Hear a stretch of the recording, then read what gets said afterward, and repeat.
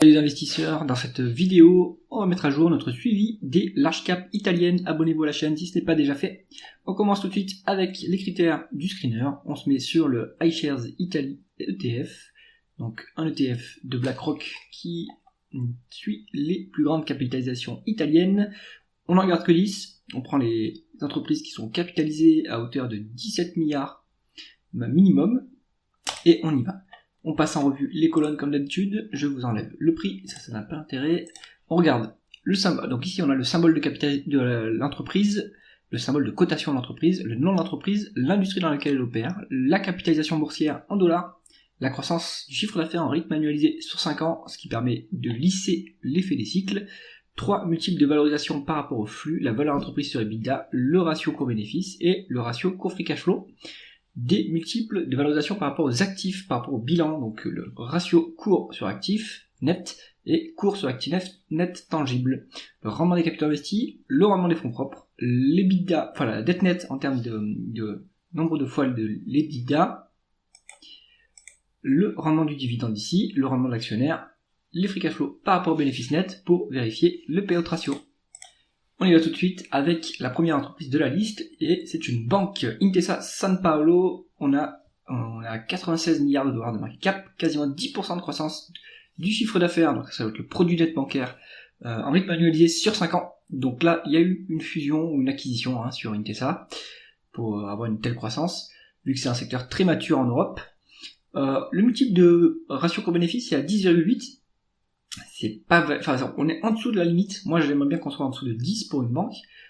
Le ratio court sur actif tangible est supérieur à 1. Donc, pour moi, il n'y a pas de marge de sécurité sur cette banque. Rendement des fonds propres, tout à fait bon, 14%, 13%, on va dire. C'est plutôt bien. Un rendement du dividende à 7,2%. Ça, c'est classique, chez les banques. 7,82 en rendement à l'actionnaire. Donc, il y a des rachats d'actions. Et on a un payout ratio qui est à 67%.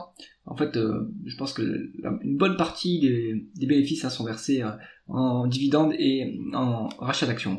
Donc, Intesa, intéressant, mais il n'y a pas de marge de sécurité. Donc, plutôt à l'écart. Unicredit, on est sur la deuxième banque italienne, 93 milliards de dollars de market cap, 9,7% de croissance en rythme annualisé sur 5 ans. Là, on est en dessous de 10 pour le ratio court-bénéfice, donc pourquoi pas, mais on n'a pas de décote sur les actifs tangibles. Je rappelle pourquoi on veut une décote sur actifs tangibles sur les financières. Comme les bilans sont incompréhensibles, surtout pour les banques, eh bien, il vaut mieux se mettre une marge de sécurité sur la valeur des actifs qui nous est communiquée par le management. Bon, je vais faire la parenthèse. Alors, le rendement des fonds propres. On est à 15%, ce qui est élevé pour une banque, c'est pas mal. 5,6% de rendement du dividende, 12,3% de rendement de l'actionnaire. Donc, énorme rachat d'actions. Le payout ratio, il est à 51%, mais sauf qu'en fait, on verse quasiment le double pour les free cash flow, pour les rachats d'actions, pardon.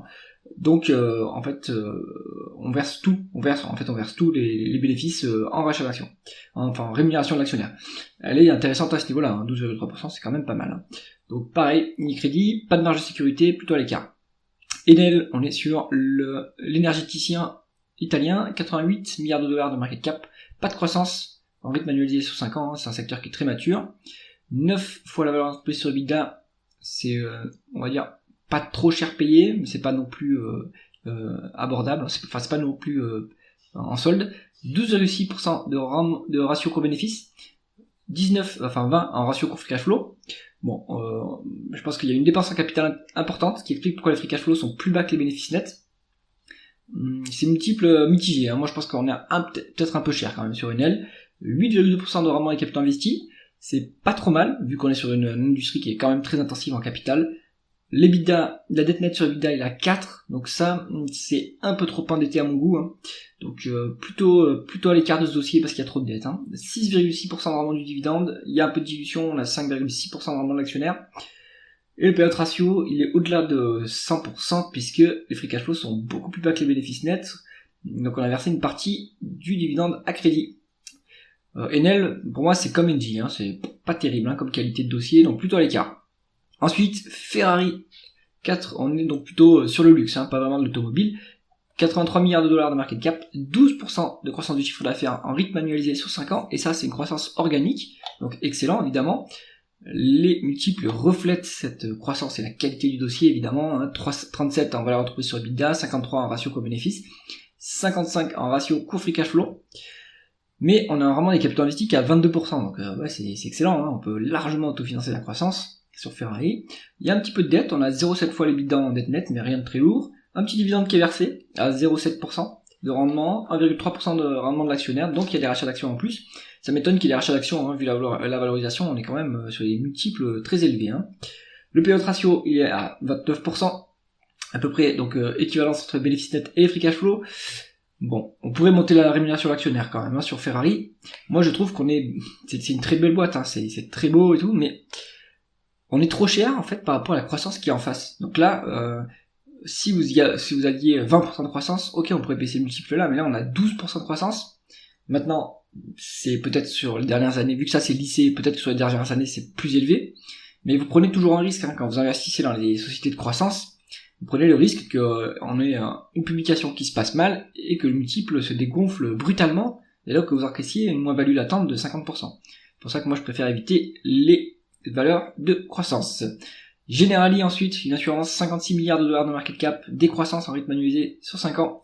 À mon avis, il y a eu un changement de périmètre pour que ça soit aussi important. Faut aller vérifier. On regarde le price earning, hein, pour les assurances, on a 14,6 fois les bénéfices, c'est pas si donné que ça, hein. Et surtout pas de décote sur les actifs tangibles, donc pas de marge de sécurité sur ce dossier, un rendement des fonds propres à 13%, convenable on va dire pour une financière, un rendement du dividende à 4,4%, 5% de rendement d'actionnaire, donc ça c'est intéressant pour les rentiers on va dire plutôt, on a 53% de payout ratio, donc on a les moyens de cette rémunération de l'actionnaire sans trop de problèmes, plutôt à l'écart. En Generali, trop cher payé même en termes de PER et il n'y a pas de décote sur actifs tangibles. Allez, Eni, on est plutôt sur l'oil and gas italien, l'acteur, on va dire, verticalement intégré le plus important de ce secteur en Italie. 42 milliards de dollars de market cap, 5,2% de croissance du chiffre d'affaires en rythme annualisé sur 5 ans. Mais ça, il y a eu beaucoup de volatilité, hein, sur la période, donc forcément, ça fait monter un peu cette valeur. Ces dernières années, il y a moins de croissance. On est sur un multiple de valeur entreprise sur EBITDA de 3,8. C'est vraiment, vraiment pas cher, hein. Vraiment, ça c'est value. On est à 6,8 en ratio court free cash flow. Donc là aussi, c'est value. Attention, le multiple de PER est élevé. Les bénéfices sont bas par rapport au free cash flow. Mais il faut se rappeler qu'on est sur une industrie mature qui rend du cash aux actionnaires. Donc le multiple le plus intéressant, ça va être le multiple de free cash flow ou le multiple de valeur entreprise sur EBITDA. Mais par rapport au ratio court bénéfice, pas forcément, hein, c'est pas forcément intéressant. À noter qu'on a une décote sur actifs tangibles sur Eni, donc il y a une marge de sécurité, hein, pas mal ça. Mais la rentabilité est très médiocre, hein, 2,6%, c'est aussi pour ça qu'on a une décote, hein. On voit tout de suite que le dossier n'est pas très très bien géré, hein.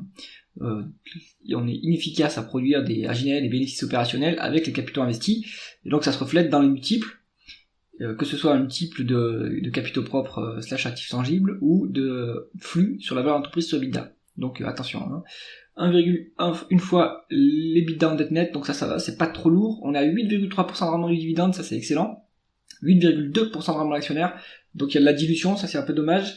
J'imagine qu'ils font de la dilution pour un peu, ça doit être l'actionnariat salarié ou la rémunération des actionnaires, des dirigeants à ce niveau-là, parce qu'il n'y a pas énormément de dilution non plus. On a un payout ratio qui est à 124%, mais les free cash flow sont 2 fois et demi plus élevés que les bénéfices nets, donc on est sur un payout ratio autour de 50%.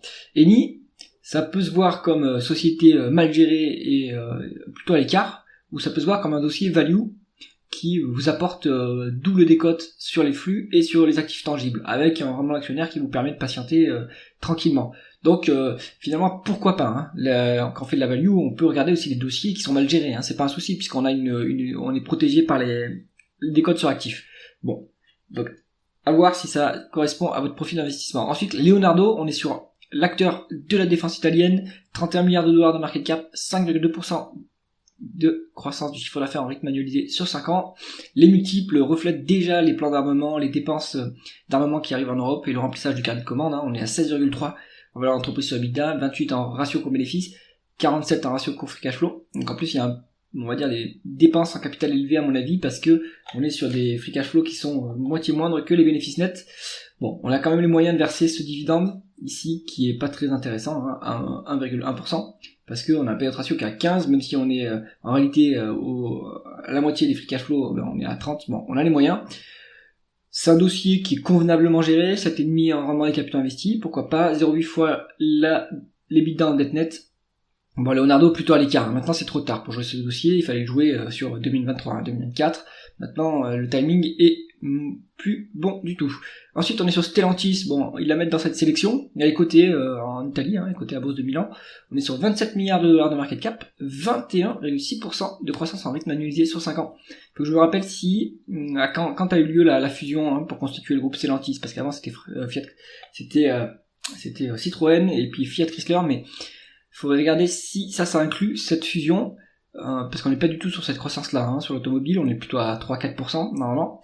2,5 en valeur d'entreprise sur EBITDA, oui c'est complètement value, on est à 5 en ratio cours-bénéfice, les free cash flows sont négatifs, des cotes sur actifs tangibles de 40%, 6,3% de rendement des capitaux investis, c'est plutôt moyen on va dire, mais pourquoi pas.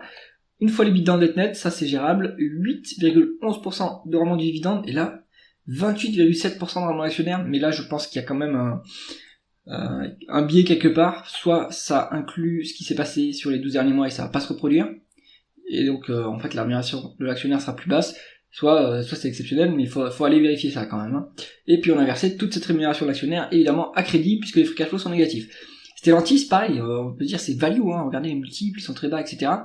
Mais c'est une industrie qui est très très très cyclique et en fait très réglementée, même si quantitativement je la mettrais en value, qualitativement je pense qu'il vaut mieux se tenir à l'écart du secteur qui est trop en difficulté.